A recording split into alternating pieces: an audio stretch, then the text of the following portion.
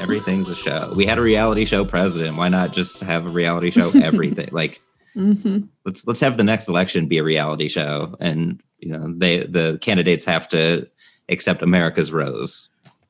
Yeah, I'd watch that. Yeah, think about it. Like, let's say 16 candidates, and they're all, everything is on camera, so they can't do anything shady if they want to stay on the show, because America gets to vote. So for like 2 years, we just see these people try to solve world problems on this reality show, and who knows? They're in reality shows. They're in a house. And they're in a house. They all live in the same house. And they have to fuck each other. They have to. They have to. Remember on reality shows when they used to like just take off and like do drugs, and then the camera crew would find them, and then caught again. I mean, did they just get an unlimited budget, like on MTV, like on the Real World? I don't know. I think they were saving money by doing the reality shows, but I guess because of that, they might have had more money. I don't know how that works, but yeah. So they just given drinking money. Yeah. Drug money. Cause a scene. Bring us ratings. You can see her headlining the Vermont Comedy Club. We just infringed on his voice. Now this podcast is never going to air. That's fine. He wasn't there. They cut that in. It was just a really desk. Wow. Yeah, I never met him. That's Great rude. gift basket. I know it does take away from it, honestly, but that's all right. Right? That the whole thrill of being on late night is that you get to meet the host, and he brings you over and you sit down, and now you're a star.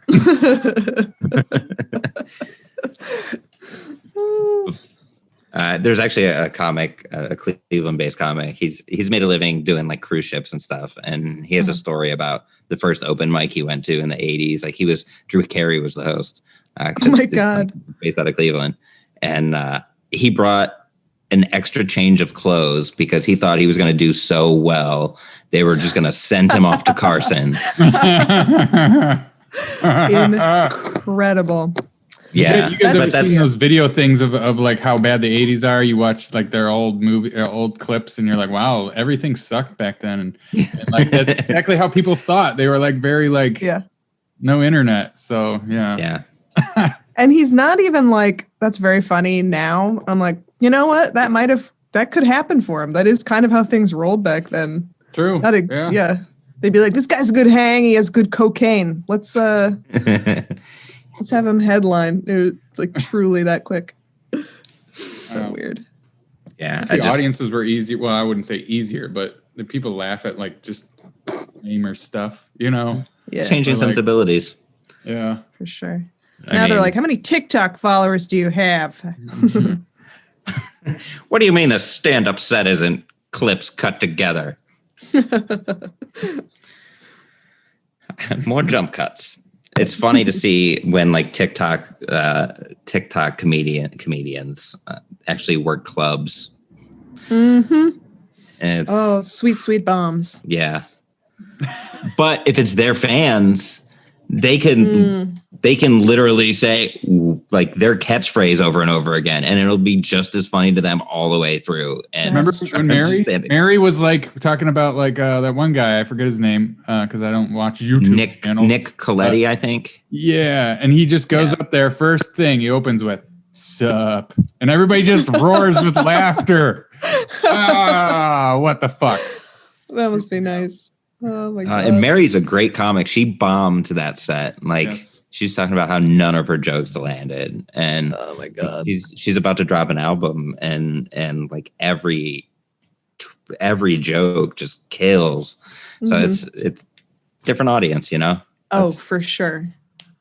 Yeah, I want to change as a comic. That would be nice. This is a good opportunity for me to like try and change it up because I have a good like reset happening, so I should probably try to do that before I come back. This is just a built-in reset for everybody, whether you choose to use it or not is up to you. But yeah, you shouldn't expect anybody to do anything though during this because of the mental health issues. It's like a lot of this has been consumed by me just being completely bummed out. So it's like what, how, and it's because all of us are being deprived of our primary source of dopamine. You know what I mean? So it's like, it's devastating. Yeah. And it's harder to post like a video and then you don't get the same same gratification. It's not the same. It's not. But so I looked up, so I did Instacart and I looked up like toothpaste, and one of the suggested things was just fresh mint. It was like, all right. Interesting. Yeah. Because you can like pick the one that you want, and then it gives you a bunch of other options. And at the very bottom I thought you meant page, as a suggestion for toothpaste. That's what I thought you were saying. it was like, if we don't have your toothpaste, you can also have Aquafresh. That's what they were saying? Colgate or Fresh Mint. So they were. Yeah. Oh, that's funny. Make your own toothpaste. Stupid. Yeah. Use a York peppermint patty as your toothpaste. Peppermint patty? Peppermint. Yeah, epinephrine. Anyway, so like it's weird though, because I think that's kind of one of those things. I think I've heard comics, you've probably heard this, where comics are like, yeah, I remember, or have you ever eaten like chocolate after brushing your teeth? It's like eating a York peppermint patty, or I don't know. Mm-hmm. I don't know if any of you have heard that. It's a good bit. Yeah. But it just, every time I hear something like that again, I'm like, oh, no, I got to stay away from that. Yeah. That's funny. Like they should offer a mortar and a pestle to come with it and just make your own toothpaste. But that's the thing, recipes for toothpaste. Right? In Brooklyn, right? Holistic. You see that in Brooklyn? They probably do that. Right? Yeah, probably. There's just artisanal toothpaste. Vegan. There's just a store called cruelty-free. Paste. Yeah. Yeah. Dolphin safe toothpaste. Build your own toothpaste. This feels like an actual good business idea for Williamsburg. Yes. Right. If you're living in Williamsburg and you've got some investment money that you'd like to throw around, Please invest in Paste. Yeah, Paste. It's a great name. Paste. I was just gonna say put an accent in there. But I was doing the meal, like the HelloFresh, where it's like $63 and they send you 3 meals, but in a lot of cases the portions are not big enough for 2 meals in one, because they're supposed to be 2 servings. And it's just not. Like the other night I got a zucchini, which was supposed to be the side dish, just like roasted zucchini, and it was like this long and this thick. And I was like, what am I supposed to do with this? I could literally put the whole thing in my mouth if I wanted to, and I do not have a good gag reflex. Like I could literally just swallow this and not even choke. It would be fine. Yeah.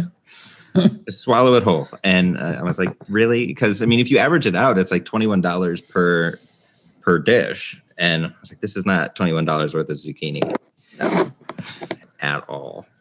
So I'm not doing that anymore.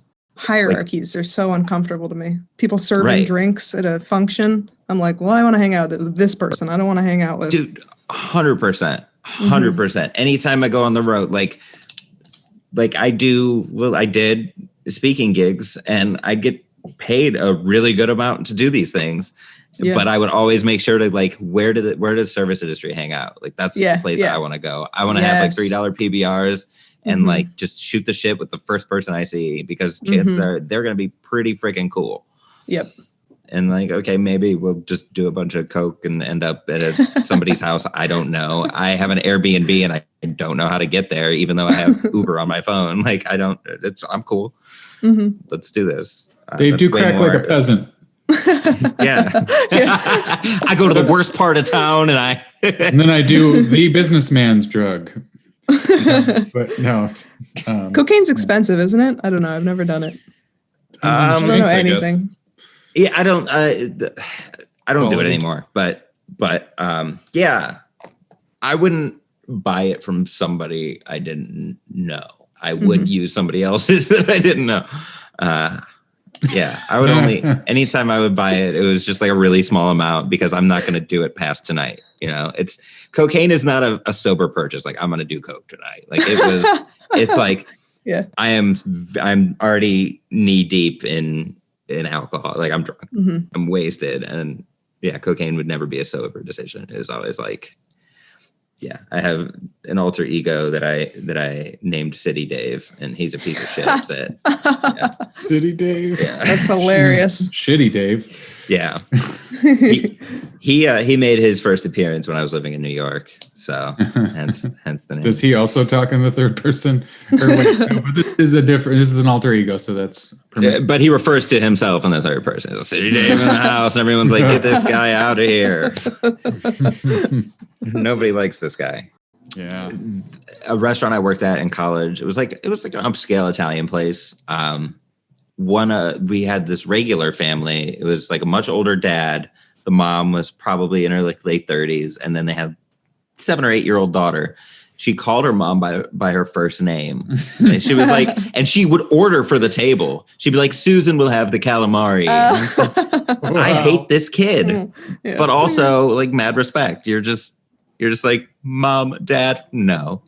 Mother, father. Those aren't your given names. You didn't earn those titles. You know what I hate is when Donald Trump Jr. is like, "My father." Who says that? Yeah. My father. Because what is he going to say? Dad? That's a cheap word. My dad. My papa. Yeah. Gross, cheap dad. Yeah, daddy. Yeah. No, he's my father. Find me on LinkedIn. That's just Facebook for productive people. Getting those jobs. There are some people who sneak in with this election was stolen, and it's like, this is really not. You're the worst person. Go to Facebook, like, Right. Oh, they put it on LinkedIn? yeah, LinkedIn still exists? yes, Good for LinkedIn. yes. I am on LinkedIn and active, but I don't put my comedy I was on there. until I found out that you click on somebody's profile and they know that you clicked on it. And I stalked ex-boyfriend's new girlfriend, and I was like, I'm done forever. I think I've done that too, and I'm like, oh no. Yep. And then you just gotta message them and be like, "Hey, want a network? Yeah. How I can have I help?" a job for you. The job is break up with him. He's bad. I don't want to see him having joy. So if you could, I'll pay you $100. You can't laugh at that. Special thanks to Golden Ox Studio. You can find Golden Ox Studio for all your podcasting needs at goldenoxstudio.com. Hit up Jeremy. He is fantastic to work with, a professional. He makes podcasting easy. And if you've been kicking the tires on starting your own podcast, definitely give Golden Ox Studio a look.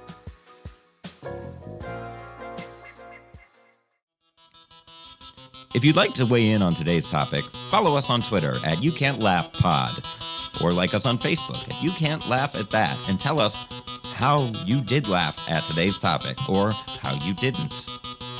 This is all about the conversation, is what I'm saying. All right. Bye.